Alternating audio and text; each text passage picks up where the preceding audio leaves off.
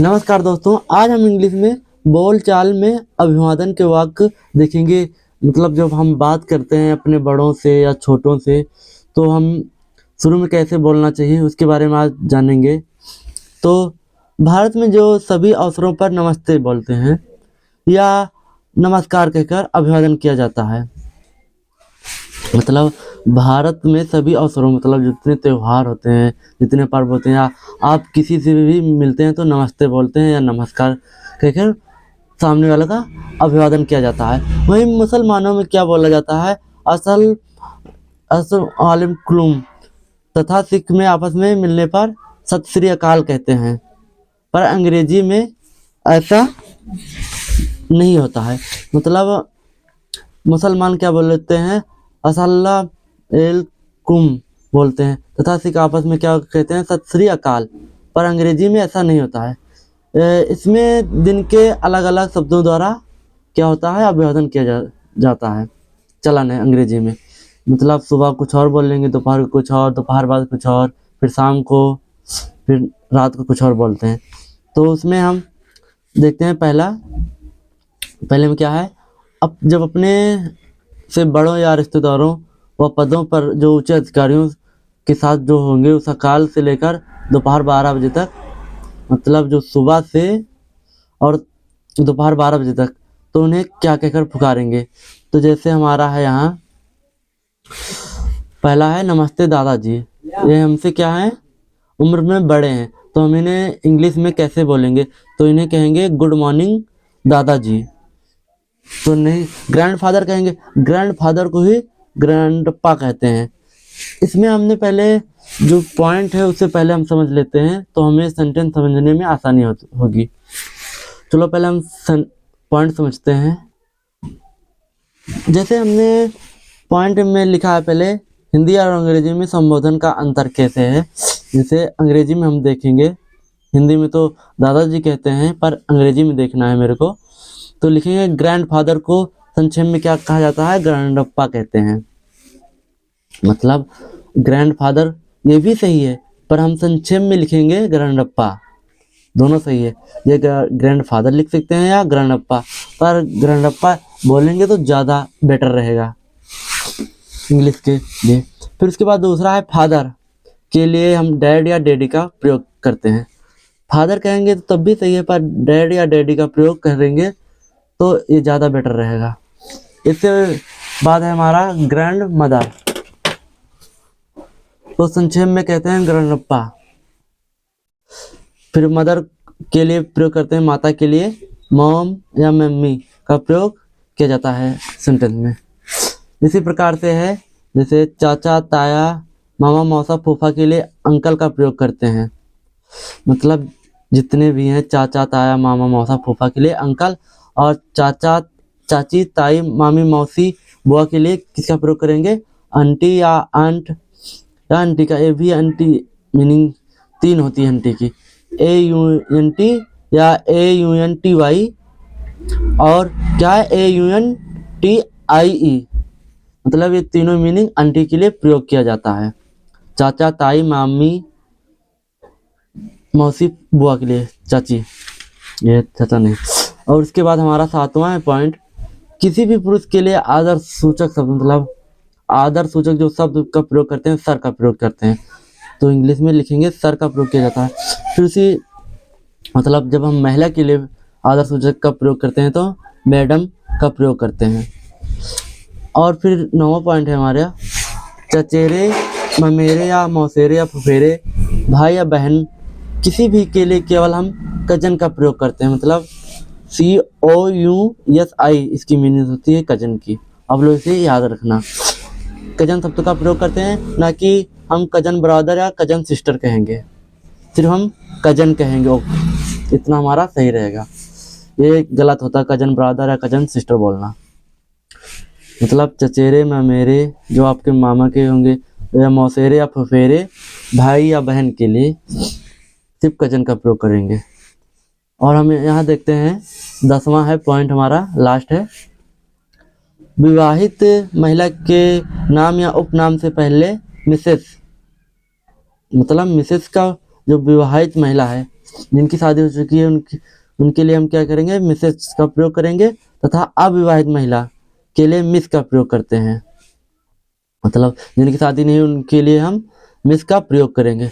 और जब हम दोनों के लिए प्रयोग करेंगे तो सिर्फ मिस करेंगे या मिस लिखेंगे, विवाहित या अविवाहित महिला के स्त्री के नाम के उपनाम से पहले मिस, जैसे मिस कंचन कहेंगे। फिर इसके बाद आ जाता है, हम सेंटेंस पर चलते हैं। हमने इतना समझ लिया, आप चाहें तो इसका स्क्रीनशॉट लेकर आप फिर कॉपी भी बना सकते हैं। जैसे हमने बोला था नमस्ते दादाजी, गुड मॉर्निंग ग्रैंडफादर कह सकते हैं या ग्रैंडअप्पा, हमने शॉर्टकट में यहाँ ग्रैंडअप्पा लिखा है। उसी प्रकार से नमस्ते पिताजी कहेंगे तो गुड मॉर्निंग, सुबह के समय, उषा काल के समय की बात कर रहे हैं हम, जब सुबह सुबह कहते हैं दोपहर 12 बजे से पहले, तो कहेंगे गुड मॉर्निंग डैड या डैडी का प्रयोग करेंगे, दोनों सही रहेगा। या हम यहाँ गुड मॉर्निंग फादर भी कर सकते हैं, पर हम ज़्यादातर प्रयोग डैडी का या डैड का प्रयोग करते हैं। फिर इसी प्रकार से हम नमस्ते सर कहेंगे, जैसे अपने बड़े अधिकारियों के लिए, तो गुड मॉर्निंग सर करेंगे। यस, सर का मीनिंग होती है श्रीमान। गुड मॉर्निंग सर सुबह के समय। अब आगे देखते हैं, दोपहर जब हम 12 बजे के, जैसे शाम 5 बजे तक बोलते हैं किसी को नमस्ते, तो उसको इंग्लिश में कैसे बोलते हैं। आप चाहें तो इसका एक स्क्रीनशॉट या आप चाहें तो इसको आप फेयर कॉपी भी बना सकते हैं, आपके लिए लाइफ टाइम के लिए हो जाएगा। तो यहाँ पहला हमारा सेंटेंस क्या है, नमस्ते दादी जी, तो लिखेंगे गुड आफ्टरनून। दोपहर के बाद को बोलते हैं गुड आफ्टरनून। ग्रैंडपा ग्रैंडमा बोलेंगे, दादी जी हैं। फिर उसके बाद हम दूसरा है नमस्ते माता जी बोलेंगे, किसी को आपसे बड़ी होंगी तो उन्हें बोलेंगे दोपहर के बाद गुड आफ्टरनून मम्मी बोलेंगे। फिर उसके बाद है तीसरा हमारा नमस्ते बेटी, तो लिखेंगे गुड आफ्टरनून डियर। ओके, बेटी के लिए डियर प्रयोग कर देंगे। यहाँ डियर का मतलब प्रिय होता है। यहाँ फिर जब हम शाम 5 बजे के बाद बोलते हैं किसी को, शाम 5 बजे से 7-8 बजे, 7 बजे तक, बस इतना ही, तो यहाँ बोलते हैं जैसे नमस्ते चाचा जी बोलेंगे, तो यहाँ क्या हो जाएगा, गुड इवनिंग बोलते हैं। शाम के 5 बजे से लेकर इवनिंग हो जाता है, गुड इवनिंग अंकल। फिर नमस्ते चाची जी, तो गुड इवनिंग, यहाँ देखेंगे क्या हो जाएगा, गुड इवनिंग आंटी। आंटी का आप मीनिंग याद कर सकते हैं, AUNTI, और 2 मीनिंग और बताया था मैंने, वो भी याद कर लेना। फिर उसके बाद हम तीसरा है नमस्ते बेटे, तो आपसे कोई बड़ा होगा आपको बोलेगा नमस्ते बेटे, तो इंग्लिश में बोलेंगे गुड इवनिंग डियर। इसके आगे अब रात को कैसे बोलते हैं वो भी देखेंगे। रात के जब हम विदाई के समय जब सोने जाते हैं तो क्या बोलते हैं, शुभ रात्रि हिंदी में बोलते हैं। उसकी मीनिंग क्या होती है, गुड नाइट, या हम स्वीट ड्रीम्स कह सकते हैं, या डियर कह सकते हैं, या स्वीट हार्ट कह सकते हैं, बिलव्ड कहते हैं, पेट या डार्लिंग कह सकते हैं, जो हमने लिखा है यहाँ। इसका मीनिंग क्या होता है, प्रिय। गुड नाइट कह देंगे, या स्वीट ड्रीम डियर, जो आपको प्रिय होगा, ये भी कह सकते हैं। फिर उसके बाद आएगा यहाँ दिन में किसी भी समय आप क्या बोल सकते हैं, मतलब आप कहीं से, जैसे हमारा सेंटेंस क्या है, चलते हैं तो अच्छा सर चलते हैं, गुड डे टू यू, मतलब अच्छा सर हम चलते हैं, तो इसकी मीनिंग क्या हो जाएगी, good day to you sir.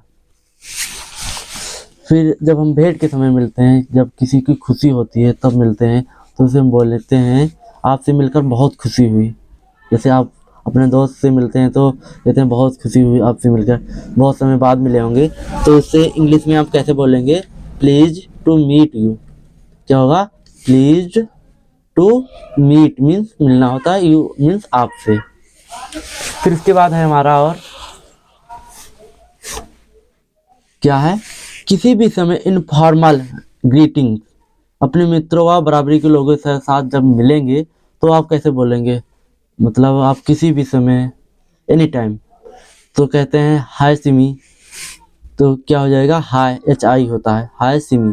तो कहते हैं हाय अंकुर, तो हाय अंकुर। ओके। फिर तीसरा है हेलो अंकल, तो हेलो अंकल कर देंगे।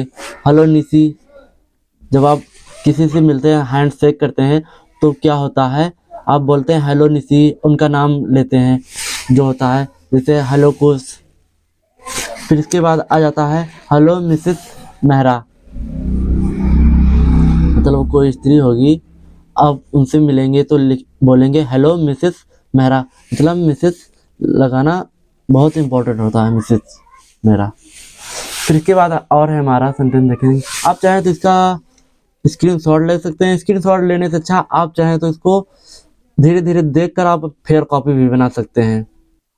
विदाई के समय हम क्या बोलते हैं, जैसे हम बोलते हैं अच्छा चलते हैं बच्चों, मतलब आपके टीचर होंगे तो बोलते हैं, या आपके बड़े होंगे कुछ बोलते होंगे, तो कहते हैं इंग्लिश में गुड बाय चिल्ड्रन, अच्छा चलते हैं। फिर जैसे अच्छा, जब जाने लगते हैं तो बाय बाय करते हैं, तो उसकी मीनिंग होती है अच्छा, बाय बाय की, BYE होता है, बाय बाय, 2 बार होता है, उसका मीनिंग होता है अच्छा, जब आप।